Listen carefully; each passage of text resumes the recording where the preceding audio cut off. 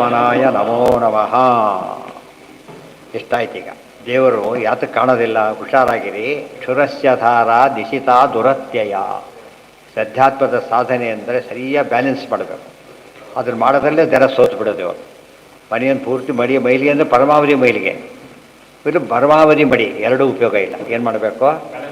Balance ಮಾಡಬೇಕು. ಸಮಯ ಸಂದರ್ಭ ಎಲ್ಲ ತಾವು ಕಾನ್ಸೆಪ್ಟ್ ತಪ್ಪಲ್ಲ, ಬಟ್ ಯೋಗ್ಯತೆ ಎಲ್ಲ ನೋಡ್ಕೋಬೇಕಲ್ಲ.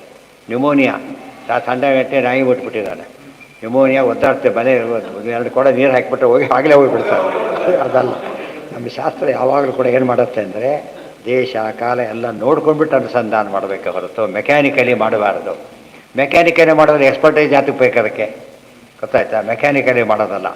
ನಾವು ಅತಿರೇಕ ನಮ್ಮಲ್ಲಿ ಬ್ಯಾಲೆನ್ಸ್ ಮಾಡಿ ಬಿಟ್ಟೇ ಬಿಟ್ಟರು. ಲೌಕಿಕ ಮಾಡಿರಿ, ಪೂರ್ತಿ ಬಿಟ್ಬಿಡ್ಬೇಕಾ? ಸಂಧಾನ ಕೂಡ ಬಿಡೋಷ್ಟು ಏನಾಗಿದೆ ಕಷ್ಟ ಈಗ? ಏನೂ ಇಲ್ಲ. ಮಾಡಿಬಿಟ್ರೆ ಜನನಾಗುತ್ತೆ, ಏನೋ ಕಾರಣಗಳು ಹುಚ್ಚಾ ಬಟ್ಟೆ ಮಾಡ್ತಾರೆ, ತಪ್ಪು. ಅದು ಬ್ಯಾಲೆನ್ಸ್ ಮಾಡೋದ್ರ ಮೇಲೆ ಏನು ಸಮಸ್ಯೆನೇ ಬರೋದಿಲ್ಲ. ಅಶಬ್ದ ಅಸ್ಪರ್ಶ ಮರೂಪ ಅವ್ಯಯಂ. ಯಾತಕ್ಕೆ ದೇವ್ರ ಬಗ್ಗೆ ಎಷ್ಟು ಕಷ್ಟ ಆಗುತ್ತೆ ಅಂದರೆ ಅಶಬ್ದ ದೇವರು. ಯಾವ ಶಬ್ದನೂ ದೇವರನ್ನು ಪೂರ್ತಿಯಾಗಿ ಹೇಳೋದೇ ಇಲ್ಲ, ಪೂರ್ತಿಯಾಗಿ ಹೇಳೋದಿಲ್ಲ. ಅಸ್ಪರ್ಶ, ನೋಡಪ್ಪ ಮುಟ್ಟಿ ತೋರಿಸು. ಒಬ್ಬ ಕುರುಡ ಇದ್ದಾನೆ, ಕಣ್ಣು ಕಾಣೋದಿಲ್ಲ, ಮುಟ್ಟಿ ತೋರಿಸು ಅಂತ ಹೇಳ್ಬೋದು. ಆದರೆ ಅದೂ ಇಲ್ಲ, ನಮ್ಮ ಸ್ಪರ್ಶಕ್ಕೆ ದೇವರು ಸಿಗೋದಿಲ್ಲ. ಆಮೇಲೆ ಅಸ್ಪರ್ಶ ಅರೂಪಂ, ನಮಗೆ ಕಾಡ್ತಕ್ಕಂಥ ರೂಪ ಇಲ್ಲ, ಪ್ರಾಕೃತ ರೂಪ ಇಲ್ಲ. ಅವ್ಯಯಂ, ಹೋಗಿ ಸ್ವಲ್ಪ ಚೇಂಜ್ ಆದ ನೋಡೋಣ, ಆರಿನ ಮೇಲೆ ನೋಡೋಣ ಅಂತ ಹೇಳ್ಬೋದು, ಮುಟ್ಲಕ್ಕೆ ಇಲ್ಲ. ಒಂದೇ ರೀತಿ ಇರ್ತಾನೆ ದೇವರು. ಅಂದರೆ ಯಾತಕ್ಕೆ ಗೊತ್ತ, ತುಂಬ ದಿವಸ ಹಳೇದಾದ್ಮೇಲೆ ದೇವರು ಕಾಣಿಸೋದು ಶುರು ಮಾಡ್ತಾರೆ ತಿಳ್ಕೊಬಾರ್ದು. ಹಳೆಯ ದೇವರು ಕಾಣಿಸ್ತಾರೆ, ಓಲ್ಡ್ ಆಗಿದೆ, ಹಾಗೆಲ್ಲ ಇಲ್ಲ. ವ್ಯತ್ಯಾಸನೇ ದೇವರಲ್ಲಿ ಇಲ್ಲ. ತಥಾ ಅರಸಂ, ನಾಲಿಗೆ ಗೊತ್ತಾಗುತ್ತಾ ಅಂದರೆ ಅರಸಂ. ಆಮೇಲೆ ನಿತ್ಯಂ, ಆಮೇಲೆ ಅಗಂಧವಚ್ಚಯತ್, ಇವೆಲ್ಲ ನಿತ್ಯಂ ಕಾಮನ್. ನಿತ್ಯಂ ಅಶಬ್ದಂ, ನಿತ್ಯಂ ಅಸ್ಪರ್ಶಂ, ನಿತ್ಯಂ ಅರೂಪಂ ಎಲ್ಲ ಹೇಳಿದರು. ಆಮೇಲೆ ಅಗಂಧವತ್, ಹೋಗಲಪ್ಪ ಮೂಗಿ ವಾಸನೆ ಬರುತ್ತಾ ಅಂತ ಕೇಳಿದರೆ ಅದು ವಿಚಿತ್ತ ವಾಸನೆ ದೇವರಿಗಿಲ್ಲ. ಯತ್ ಅನಾದ್ಯನಂತಂ ಮಹತಃ ಪರಂ ಧ್ರುವಂ. ಅನಾದಿ ಮತ್ತು ಅನಂತ ಮಹತ್ತತ್ವದ ಮೇಲಿದ್ದಾನೆ ಅಂತ ಯಾಕೆ ಕೇಳಿದ್ರು ಗೊತ್ತಾ? ಮಹತ್ತತ್ವನೇ ಕಾಣಿಸೋದಿಲ್ಲ, ಮೇಲ್ದರೆ ಏನು ಕಾಣಿಸುತ್ತೆ? ಗೊತ್ತಾಯ್ತಾ? ಆದ್ದರಿಂದನೂ ಇಲ್ಲ. ಧ್ರುವಂ ನಿಚಾಯ್ಯತಂ ಮೃತ್ಯು ಮುಖಾತ್ ಪೋಲಿ ಬಿಟ್ಟೇ ಬೇಡ ಅಂದರೆ ಅದು ನೋಡಿದತ್ತು ಮುಕ್ತಿ ಇಲ್ಲ, ನೋಡಿದರೆ ಮುಕ್ತಿ ಆಗೇ ಆಗುತ್ತೆ. Very difficult but not impossible. ನೆನಪಿರ್ಬೇಕು, very difficult, not impossible. Difficult ಇದ್ದರೆ ಮಾಡ್ಲಿಕ್ಕೆ ಪ್ರಯತ್ನ ಮಾಡೋದು, ಇಂಪಾಸಿಬಲ್ ಮಾಡ್ಲಿಕ್ಕೆ ಹೋಗಬಾರ್ದು. ಮಾಡ್ಲಿಕ್ಕೆ ಹೋಗೋದೇ ಮೂರ್ಖತನ. ಮುಖಾತ್ ಪ್ರಮುಚ್ಯತೆ. ಮೃತ್ಯು ಮುಖಾತ್ ಅಂದ್ರೇನು? ಸಂಸಾರಾತ್ ಅಂತ. ಸಂಸಾರದಿಂದ ಪಾರಾಗಬೇಕಾದ್ರೆ ಇಂಥ ದೇವ್ರನ್ನ ತಿಳಿಯಲೇಬೇಕು, ಹೀಗೆ ತಿಳಿಬೇಕು. ಅರೂಪ ಅಸ್ಪರ್ಧ ಈ ರೀತಿ ತಿಳಿಬೇಕು, ಹೊರತು ಬೇರೆ ತಿಳಿಯೋಕ್ಕೆ ಬರೋದಿಲ್ಲ. ಅದಕ್ಕೆ ಅದು ದೇವ್ರಿಗೆ ಕಾಣೋದಿಲ್ಲ ಅಂತ ಹೇಳಿಲ್ವಲ್ಲ, ಇದಕ್ಕೆ ಕಾಣೋದಿಲ್ಲ. ಇದಿದ್ರೆ ಅಪ್ರಾಕೃತನಾದ್ದರಿಂದ ಇದಕ್ಕೆ ಕಾಣೋದಿಲ್ಲ ಅಂತ ಅರ್ಥ ಆಯ್ತಾ? ಅದು ಒಂದು. ಇನ್ನೊಂದಿದೆ ಅರ್ಥ, ನಾವು ನೋಡ್ಲಿಕ್ಕೆ ಹೋದ್ರೆ ಕಾಣೋದೇ ಇಲ್ಲ, ಅವನು ತೋರಿಸಿದ್ರೆ ಸಾಧ್ಯ ಅಷ್ಟೆ, ಅವನು ತೋರಿಸ್ಬೇಕಷ್ಟೆ, ಅದು ಸರಿ. ಅವನು ತೋರಿಸಿದ್ರೆ ಅವಾಗ ಬೇಕಂತ ಇದೇನು ಮಾಡೋಕ್ಕಾಗ. ಬಂದು ಹೋಗಿದೆ ಈಗಾಗಲೇ ವಿಕಾಸದ ಬಂದು ಅಶಬ್ದಮ್ಮ ಸ್ಪರ್ಧೆ ಬರ್ತಲ್ಲ, ಈಷ್ಟತೆ ನಾದೃಷ್ಟ ಬರಲಿಲ್ಲ, ಅದೆಲ್ಲ ಕಾಣಕೊಟ್ಟಿದ್ದಾರೆ. ನಾಚಿಕೇತ ಮುಪಾಖ್ಯಾನಂ ಮೃತ್ಯುಮುಕ್ತಂ ಸನಬ್ರ, ಇದು ಉಪನಿಷತ್ತೇ. ಈಗ ಈ ಅಧ್ಯಾಯಕ್ಕಷ್ಟೇ ಫಲಶ್ರುತಿ ಹೇಳ್ತಾರೆ. ನಾಚಿಕೇತ ಮುಪಾಖ್ಯಾನಂ ಮೃತ್ಯು ಪ್ರೋಕ್ತಂ ಸನಾತ. ಮೃತ್ಯು ಪ್ರೋಕ್ತ ಅಂದರೆ ಯಮದೇವರೇ ಹೇಳಿದ್ದು ಅಂತ ಅರ್ಥ. ಗೊತ್ತಾಯ್ತಾ? ಮುಕ್ತ್ವಾ ಶ್ರುತ್ವಾ ಚ ಮೇಧಾವಿ. ಮೃತ್ಯು ಪ್ರೋಕ್ತಂ ಅಂತ ಹೇಳಿದ್ರಿಂದ ಯಮದೇವರು ಹೇಳಿದ್ದೇ ಹೊರತು ಯಮದೇವರು ದೇವತೆ ಅಲ್ಲ, ಇದಕ್ಕೆ ಋಷಿ ಅಷ್ಟೇ ಅವರು. ಯಮ ನಚಿಕೇತ ಇಬ್ಬರು ಋಷಿಗಳೇ. ಅದು ಹೇಳೋ ಋಷಿ, ಅದು ಕೇಳೋ ಋಷಿ. ದೇವತೆ ಯಾರೋ? ವಾಮನರೂಪಿ ಪರಮಾತ್ಮ. ವಾಮನರೂಪಿ ಪರಮಾತ್ಮ. ಉಕ್ತ್ವಾ ಶ್ರುತ್ವಾ ಚ ಮೇಧಾವಿ ಬ್ರಹ್ಮಲೋಕೆ ಮಹೀಯತೆ. ಯಾರು ಹೇಳ್ತಾರೋ, ಯಾರು ಕೇಳ್ತಾರೋ ಅವನು ಮೇಧಾವಿ ಆಗ್ತಾನೆ, ಭಾಳ ಬುದ್ಧಿವಂತನಾಗ್ತಾನೆ. ಬ್ರಹ್ಮಲೋಕೆ ಮಹೀಯತೆ ಎರಡರ್ಥ. ಬ್ರಹ್ಮಲೋಕೆ, ಬ್ರಹ್ಮಲೋಕೆ ಪರಬ್ರಹ್ಮಲೋಕೆ ಆಗ್ಬೋದು, ಸತ್ಯಲೋಕೆನೂ ಆಗ್ಬೋದು. ಪ್ರತಿಕಾಲ ಅಪ್ರತಿಕಾಲ ಎರಡು ಇದೆಯಲ್ಲ, ಎರಡೂ ಆಗುತ್ತೆ. ಯೈವಂ ಪರಮಂ ಗುಹ್ಯಂ ಶ್ರಾವಯೇತ್ ಬ್ರಹ್ಮ ಸಂಸದಿ. ಜ್ಞಾನಿಗಳ ಸಭೆಯಲ್ಲಿ ಯಾರ್ಯಾರು ಗುಹ್ಯವಾದನ್ನು ಹೇಳ್ತಾರಲ್ಲ ಬಹಳಷ್ಟು ಪುಣ್ಯ ಬರುತ್ತೆ ಅಂತ ಹೇಳ್ತಾರೆ. ಸ್ವಾರಸ್ಯ ಇದೆ ಇಲ್ಲಿ. ಬ್ರಹ್ಮ ಸಂಸದಿ, ಬ್ರಹ್ಮಜ್ಞಾನಿಗಳ ಸಭೆಯಲ್ಲಿ ಇದನ್ನು ಹೇಳಬೇಕು, ಭಾರಿ ಪುಣ್ಯ ಬರುತ್ತೆ. ಕೇಳಿದವ್ರಿಗೆ ಹೇಳಿದವರಿಗೂ ಕೂಡ. ಯಾತಕ್ಕೆ ಬ್ರಹ್ಮ ಸಂಸದಿ ಸೇರಿಸಿದ್ರು ಗೊತ್ತಾ? ಉಪನಿಷತ್ತು ಅಂತೀರಿ, ವೇದ ಅಂತೀರಿ, ಬೇರೆಯವ್ರಿಗೆ ಕೇಳಬಾರ್ದು ಅಂತೀರಿ, ಮತ್ತು ಸಭೆಯಲ್ಲಿ ಹೇಗೆ ಹೇಳೋದು ಅಂದರೆ ಬ್ರಹ್ಮ ಸಂಸದಿ. ಆ ಪದ ನಾವು ಉಪಯೋಗಿಸ್ತೀವಿ. ಬ್ರಹ್ಮೋತ್ಸವ ಅಂತ ಕರೆಯೋದಿಲ್ಲ. ಬ್ರಹ್ಮೋತ್ಸವ ಅಂದ್ರೇನು? ಈಗ ಅದು ಅರ್ಥನೇ ಕಳ್ಕೊಂಡ್ಬಿಟ್ಟಿದೆ. ಹಿಂದೆಲ್ಲ ಏನಾಗ್ತಿತ್ತು ಅಂದರೆ ಹಳ್ಳಿಗಳಲ್ಲಿ ರಥೋತ್ಸವ ಬೆಳಿಗ್ಗೆ ಬರೀ ಬ್ರಾಹ್ಮಣರಷ್ಟೇ ಮಾಡ್ತಿದ್ರು, ಸಾಯಂಕಾಲ ಎಲ್ಲರೂ ಸೇರಿ ಹಿಡಿಯೋದು. ಬ್ರಹ್ಮೋತ್ಸವ ಅಂದರೆ ಬೆಳಿಗ್ಗೆಂದು. ಸಾಯಂಕಾಲ ಉತ್ಸವಗಳು ದೊಡ್ಡ ದೊಡ್ಡ ದೇವಸ್ಥಾನಗಳಲ್ಲೆಲ್ಲ ಸಾಯಂಕಾಲ ಎಲ್ಲ ಜನರು ಸೇರಿ ಎಳಿತಾರೆ. ಬ್ರಹ್ಮೋತ್ಸವ ಅಲ್ಲಾಗ. ಇದು ಬ್ರಹ್ಮೋತ್ಸವ ಅಂದರೆ ಬ್ರಾಹ್ಮಣರು ಮಾತ್ರ ಸೇರಿರೋದು. ಸೊ ಬ್ರಹ್ಮ ಸಂಸದಿ. ಇವತ್ತು ವಾಕ್ಯಾರ್ಥ ಗೋಷ್ಠಿಗಳು ಯಾರು ಇರ್ತಾರೆ? ಬೇರೆಯವರು ಇರೋದೇ ಇಲ್ಲ, ಅವ್ರಿಗೆ ಅರ್ಥನೇ ಆಗೋದಿಲ್ಲ, ಸೇರಿಸೋದಿಲ್ಲ. ಗೊತ್ತಾಯ್ತು? ಆದ್ದರಿಂದ ಅಂಥದ್ರಲ್ಲಿ ಹೇಳಿ ಉಪಯೋಗ ಆಗುತ್ತೆ ಅಂತ ಅರ್ಥ. ಆದ್ದರಿಂದ ಹೇಳಬಾರ್ದು ಎಂಬುದಕ್ಕೂ ಉತ್ತರ ಸಿಕ್ತು, ಹೇಳಬೇಕು ಅಂತ ಉತ್ತರ ಸಿಕ್ತೀಗ. ಇಷ್ಟು ಹೇಳಿ ಇನ್ಯಾವಾಗ ಹೇಳಬೇಕು? ಪ್ರಯತಃ ಶ್ರಾದ್ದ ಕಾಲೇವ, ಶ್ರಾದ್ದ ಕಾಲದಲ್ಲಿ ಹೇಳಬೇಕು ಅಂತ ಹೇಳ್ತಾ. ತದ್ ಅನಂತ್ಯಾಯ ಕಲ್ಪತೆ. ಆ ರೀತಿ ಮಾಡಿದರೆ ಮೋಕ್ಷಕ್ಕೆ ಸಾಧನ. ಯಾರಿಗೆ? ಅವರಿಗೂ ಸದ್ಗತಿ, ಇವರಿಗೂ ಸದ್ಗತಿ. ಬೇರೆ ರೀತಿ ಮಾಡಬಾರ್ದು, ಶ್ರಾದ್ದದಲ್ಲಿ ಹೇಳಲೇಬೇಕು ಅಂತ ಹೇಳ್ತಾ. ಆದ್ದರಿಂದ ಶ್ರಾದ್ದ ಮಾಡಿಸೋರು ಇದು ದೊಡ್ಡ ಅಂಶ. ಇದು ಅವ್ರು ಸ್ಕಿಪ್ ಮಾಡಿಬಿಡ್ತಾರೆ. ಬಂದ ತಕ್ಷಣ ಏನು ಮಾಡ್ತಾರೆ ಗೊತ್ತಾಗಲಿದೆ. ಮಾಡ್ತಾ ಮಾಡ್ತಾ ಮಾಡ್ತಾ ಶ್ರಾದ್ದದಲ್ಲಿ ಭೋಜನ ಆಗಬೇಕೀಗ. ಹೇಳಿದ ತಕ್ಷಣವೆಲ್ಲ ಹೇಳ್ತಾ ಕೊಡಬೇಕು. ಅವನು ಊಟಕ್ಕೆ ಟೈಮ್ ಬೇಕಲ್ಲ, ಅಲ್ಲಿ ಮುಂದಕ್ಕೆ ಹೋಗಿಬಿಡ್ತಾರೆ. ಸರ್ ಪಿಂಡ ಕಟ್ಟೆ ಶುರು ಮಾಡಿಬಿಡ್ತಾರೆ ತಕ್ಷಣ. ಮಾಡಬಾರ್ದಾಗ. ಯಾಕೆ ಅಂದರೆ ಅದು ಇವ್ರಿಗೆ ಸಮಸ್ಯೆ ಆಗುತ್ತೆ ಅಲ್ಲಿ. ಯಾರು ಹೇಳಬೇಕು? ಅದನ್ನು ಬರದೆ ಹೋದರೆ ಅವರೇ ಹೇಳಬೇಕು. ಈ ಕರ್ತೃ ಬಂದರೆ ನಂಬರ್ 1, ಮಾಡೋನಿಗೆ ಬಂದರೆ ಅತಿ ಶ್ರೇಷ್ಠವಾದ. ಯಾವುದಕ್ಕೆ ಮುಂಚೆ ಹೇಳೋದು ತಪ್ಪಲ್ಲ. ಉದಾಹರಣೆಗೆ ದ್ವಾದಶೋತ್ಸವ ಯಾವ ಬೇಕಾದ್ರೆ ಹೇಳ್ಬೋದು, ನೈವೇದ್ಯ ಕಾರ್ಯಕ್ಕೆ ಹೇಳಲೇಬೇಕು. ಆ ರೀತಿ ಯಾವ ಮಡಿಯಲ್ಲಿ ಯಾವಾಗ ಹೇಳಿದ್ರು ತಪ್ಪಲ್ಲ. ಇಲ್ಲಿ ಶ್ರಾದ್ದ ಇಲ್ಲ ಆದ್ದರಿಂದ ಹೇಳಬಾರ್ದು. ಪುಣ್ಯಕ್ಕೆ ಈ ರೀತಿ ಯಾರು ನೋಟ್ ಬರೋದಿಲ್ಲ ನಮ್ಮವ್ರು. ಇತ್ತೀಚೆಗೆ ಶ್ರಾದ್ದ ಮಾಡೋರು ಮಾತ್ರ ಹೇಳಬೇಕು, ಉಳಿದವ್ರು ಹೇಳಬೇಕು. ಪುಣ್ಯಕ್ಕೆ ಬರೋದಿಲ್ಲ, ಯಾಕಲ್ಲ. ಹಾಂ, ಅದಕ್ಕೇನೆ ಇಲ್ಲ ಇಲ್ಲ ಇಲ್ಲ ಇಲ್ಲ ಮುಂಚೆ ಮಾಡೋಕ್ಕೆ ಬರುತ್ತೆ ಅಷ್ಟೇ. ಇಲ್ಲ, ಬ್ರಾಹ್ಮಣರು ಕರೆಸಿರ್ತಾರಲ್ಲ ಅವ್ರು ಬರಬೇಕು ಅವ್ರ ಬಾಯಿಲಿ. ಅರ್ಥ ಆಯ್ತಾ? ಅದು ಅವ ಸಿಕ್ಕಾಕೊಂಡ್ಬಿಡ್ತಾರೆ. ಬರೀ ವೇಷದ ಬ್ರಾಹ್ಮಣರು ಕೊಡ್ಲಿಕ್ಕೆ ಬರಲ್ಲ, ನಿಜವಾದ ಬ್ರಾಹ್ಮಣರಿಗೆ ಕೊಡ್ಲಿಕ್ಕಾಗತ್ತೆ.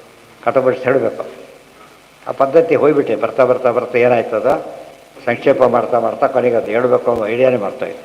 ಅದು ಉಪನಿಷತ್ತು ಹೇಳ್ತಿರೋದು ಹೇಳಬೇಕು ಅಂತ ಹೇಳಿಬಿಟ್ಟು ಅಂಥವರೇ ಬಂದು ಕೊಡಬೇಕಲ್ಲಿ, ಬೇರೆಯವ್ರು ಕೊಡ್ಲಿಕ್ಕೆ ಬರೋದಿಲ್ಲ. ಅಲಂಕಾರ ಕರೀರಿ, ಉಪನ್ಯಾಸ ಮಾಡಬೇಕಂದ್ರೆ ಅರ್ಥಕ್ಕೆ ಅವರೇ ಹೋಗ್ಬಿಡ್ತಾರೆ, ಬರೋದಿಲ್ಲ. ಇದು ಯಾರು ಬೇಕಾದ್ರೂ ಬರ್ಬೋದು, ಎರಡೂ ಕೊಡಿಸ್ಬಿಡ್ತಾರೆ. ಪದ್ಧತಿ ಆಗುತ್ತೆ. ಅದು ಆಭಾಸ. ಅಷ್ಟು ಜನ ಪಂಡಿತ ಸಿಗೋದಿಲ್ಲ ಆಮೇಲೆ ನಿಜ. ಸಾವಿರಾರು ಜನ ಬೇಕು, ಆ ವಿಷಯ ಬೇರೆ. ಅವಾಗ 5 ಜನ ಕೊಡಿಸ್ಬೇಕಂತ ಏನೂ ಇಲ್ಲ.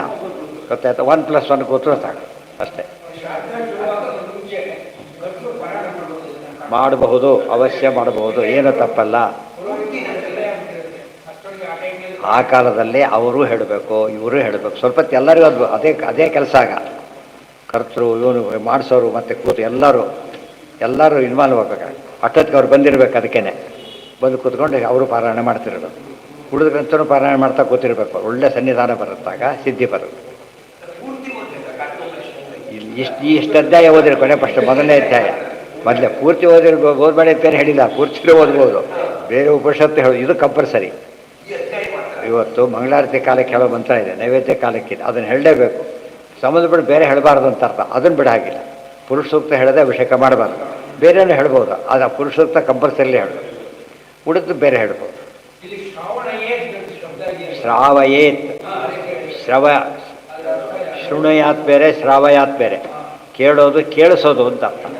ಇನ್ನೊಬ್ಬರಿಗೆ ಕೇಳಿಸೋದು ಕೂಡ ಏನಾಗುತ್ತಾಗ ಅದಕ್ಕೇನೆ ಎಲ್ಲರೂ ಬರಬಾರ್ದು ಅಂತ ಹೇಳಿ. ಎಲ್ಲರೂ ಪ್ರವೇಶ ಇಲ್ಲ ಆಗ. ಯಾರು ಸಂಬಂಧಪಟ್ಟವ್ರು ಮಾತ್ರ ಇರಬೇಕು ಹೊರತು ಉಳಿದವ್ರು ಇರಬಾರ್ದು. ಶ್ರಾವಯೇ ತದಾನಂತ್ಯಾಯ ಕಲ್ಪತೆ. ಶ್ರಾದ್ದ ಅನಂತವಾಗುತ್ತೆ. ಮಾಡಿಸೋನಿಗೂ ಪುಣ್ಯ, ಮಾಡಿಸಿದವರಿಗೂ ಪುಣ್ಯ, ಅಲ್ಲಿ ನೋಡೋರು ಪುಣ್ಯ. ಎಲ್ಲ ಎಲ್ಲರಿಗೂ ಪಾಪ ಆಗುತ್ತೆ. ಇಲ್ಲ ಹೌದು, ಎಲ್ಲರಿಗೂ ಪುಣ್ಯ ಬರುತ್ತೆ. ಬಾಂಬ್ ಬ್ಲಾಸ್ಟ್ ಆದಾಗ ಇದ್ದವರೆಲ್ಲ ಸಾಯ್ತಾರೋ ಇಲ್ಲ? ಬಾಂಬ್ ಬ್ಲಾಸ್ಟ್ ಆದರೆ ಅವ್ರಿಗೋಸ್ಕರ ಹಾಕಿದ್ರೆ ನಮಗೇನು ಅಫೆಕ್ಟ್ ಆಗಲ್ಲ ಅಂತ ಏನಿಲ್ಲ. ಇವು ಬಾಂಬ್ ಬಿದ್ದಾಗಿವಲ್ಲ, ಎಲ್ರಿಗೂ ಒಳ್ಳೆಯದು ಕೆಟ್ಟು ಬರ್ತದೆ, ಕೆಟ್ಟದ್ದು ಮಾಡ್ತಾರೆ ಒಟ್ಟಿಗೆ. ಹಾಗೇನೆ. ಹಾಂ,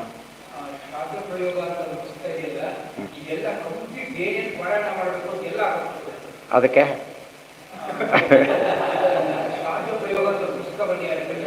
ಹೌದು, ಇನ್ನೂ ಇದೆ ಇದರಲ್ಲಿ, ಇಷ್ಟೇ ಮುಗ್ದಿಲ್ಲ. ಇದು ಯಾರು ಇದಕ್ಕೆ ವಾಮನ ಬಲಿಚಕ್ರವರ್ತಿ ಕಥೆ ಹೇಳಬೇಕು ಅಂತ ಹೇಳ್ತಾರೆ. ಭಾಗವತದಲ್ಲಿ ಬರುತ್ತೆ ಮುಂದೆ. ಶ್ರಾದ್ದದ ದಿವಸ ವಾಮನ ಅವತಾರ ಹೇಳಬೇಕು ಅಂತ ಹೇಳ್ತಾರೆ. ಯಾಕೆ? ಇದು ವಾಮನಾಯ ನಮೋ ನಮಃ ಅದನ್ನು ಹೇಳಬೇಕು. ಆಮೇಲೆ ಗೀತಾ 7ನೇ ಅಧ್ಯಾಯ ಹೇಳಬೇಕು. 3 ಕಂಪಲ್ಸರಿ. 7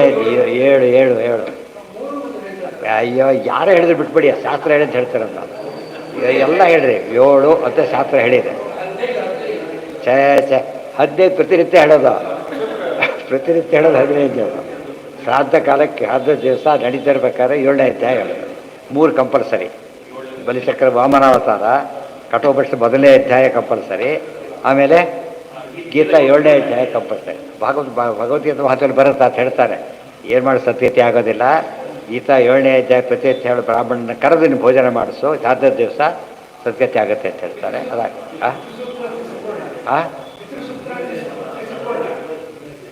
ಏನ ಹಾಂ ಅವೆಲ್ಲ ಇದೆ ನಾರ್ಮಲ್ ನಿತ್ಯ ಹೇಳೋವಲ್ಲ. ತಿಳಿಸ್ಕೊಳ್ಳೆ ನಿತ್ಯನೇ ಹೇಳೋದು, ಶ್ರಾದ್ದಕ್ಕೆ ಹೇಳಬೇಕು ಅಂತಿಲ್ಲ. ಇದು ಹಾಗಲ್ಲ, ಸ್ಪೆಷಲ್ ಇದೆ ಶ್ರಾದ್ದಕ್ಕೆ. ಇನ್ನು ಬೇರೆ ಹೇಳಬಾರದು ಅಂತಲ್ಲ, ಹಾಗೆ ಹೇಳಲೇಬೇಕು. ಅದು ಭಾರಿ ಮಹತ್ವ. ಅದು ಶ್ರಾದ್ದಕ್ಕೆ ಅರ್ಥ ಬರುತ್ತೆ. ಯಾಕೆ ಯಮದೇವ್ರ ಕಾಂಟ್ಯಾಕ್ಟ್ ಇರೋದೇ ಅದಕ್ಕೆ, ಅಕೌಂಟ್ ಇರೋದೇ ಅವ್ರ ಹತ್ರ. ಆದ್ದರಿಂದ ಸರಿಯಾಗಿ ಹೇಳಿದರೆ ಪುಣ್ಯ ಬರುತ್ತೆ, ಅವ್ರಿಗೆ ಸದ್ಗತಿ ಆಗುತ್ತೆ. ಈ ರೀತಿ ಮಾಡಿದರೆ ಶ್ರಾದ್ದದ ಕ್ವಾಲಿಟಿನೇ ಬೇರೆ ಆಗಿಬಿಡುತ್ತೆ. ಅದು ಶ್ರಾದ್ದದ ಪುರೋಹಿತರು ಕೂಡ ಖುಷಿಯಿಂದ ಮಾಡಿಸ್ತಾರೆ. ಅದಕ್ಕೆ ಇವ್ರು ಯಾರು ಬೇಕಾದ್ರೂ ಓಡಿಸ್ತಾರೆ, ನಾನು ಅವನು ಹೋಗ್ತಾರೆ, ನಾನು ಹೋಗ್ತೀನಿ, ಅವನೊಬ್ರು ಬಂದಂತ ಹೋಗೋದು. ಹಾಂ, ಯಾಕೆಂದರೆ ಅವ್ರಿಗೆ ಪುಣ್ಯ ಬರುತ್ತೆ ಅಂತ ಗೊತ್ತಾಗಲ್ಲ. ಅವ್ರಿಗೆ ಊಟ ಮಾಡ್ಕೊಂಡ್ಮೇಲೆ ದೊಡ್ಡದಲ್ಲ, ಶ್ರಾದ್ದ ಕಟೋಸ್ ಹೇಳಿದ್ವಲ್ಲ ದೊಡ್ಡದಾಗಿ ಅಂತ, ಆ ಪುಣ್ಯ ಕೌಂಟ್ ಆಗುತ್ತೆ. ಹಾಂ, ಯಾರಿಗೆ ಅದು ಆ ಟ್ರೈನಪ್ ಆಗಬೇಕಾಗೆ ಆ ಮೆಂಟ್ಯಾಲಿಟಿನೇ ಇಲ್ಲ ಈಗ. ಬರೀ ಹೊರಗಿನ ಮಾತ್ರ ಹೇಳ್ಕೊಡೋದು ಅಭ್ಯಾಸ ಆಗಿಬಿಟ್ಟಿದೆ. ಅನುಸಂಧಾನ ಮಿಸ್ ಆಗ್ತಿರೋದ್ರಿಂದ ಹಾಗಾಗತ್ತೆ. ಹಾಂ ಹಾಂ ಹೇಳ್ಕೋಬೇಕು. ಜಾಸ್ತಿ ಹೇಳಿದ್ರೆ ಬರೋದಿಲ್ಲ ಅಂದ್ಬಿಡ್ತಾರೆ. ನೀವು ಜಾಸ್ತಿ ಕೇಳಿದ್ರೆ ಅಷ್ಟೇ ಬರೋದಿಲ್ಲ ಅಂದ್ಬಿಡ್ತಾರೆ. ಇತಿ ಕಾಟಕೋಪನಿಷತ್ಸು ಪ್ರಥಮ ನೋಡಿ, ಇತಿ ಗೀತೋ ಭಗವದ್ಗೀತಾಸು ಉಪನಿಷತ್ಸು ಇದ್ದ ಹಾಗೆ ಕಾಟಕೋಪನಿಷತ್ಸು ಅಂತಲೇ ಕರೆದಿದ್ದಾರೆ. ಪ್ರಥಮಾಧ್ಯಾಯಸ್ಯ ತೃತೀಯಾವಲ್ಲಿ. ವಲ್ಲಿ ಅಂದ್ರೇನು? ಬಳ್ಳಿ. ಬಳ್ಳಿ ಮೂರನೇ, ಅದು ಕಾಂಡ, ಅದು ಇದಕ್ಕೆ ಶಿಖರ ಎಲ್ಲ ಹೇಳಿದಾಗ ಇದಕ್ಕೆ ವಲ್ಲಿ ಅಂತ ಹೆಸರಿಟ್ಟಿದ್ದಾರೆ. ತೈತರಿಯಕ್ಕೂ ಹಾಗೆ ಭೃಗುವಲ್ಲಿ, ಬ್ರಹ್ಮವಲ್ಲಿ ಅಂತ ಅದಕ್ಕೂ ವಲ್ಲಿ ಅಂತ ಹೆಸರಿದೆ. ಕೆಲವಕ್ಕೆ ಖಂಡಗಳು ಆ ಥರ ಅರ್ಥ ಇದೆ. ಇದಕ್ಕೆ ವಲ್ಲಿ ಅಂತ ಕರೆದಿದ್ದಾರೆ. ಅದಾಗಿ ಎಲ್ಲಿದೆ? ಏನು ಏನು ಬ್ರಾಹ್ಮಣ?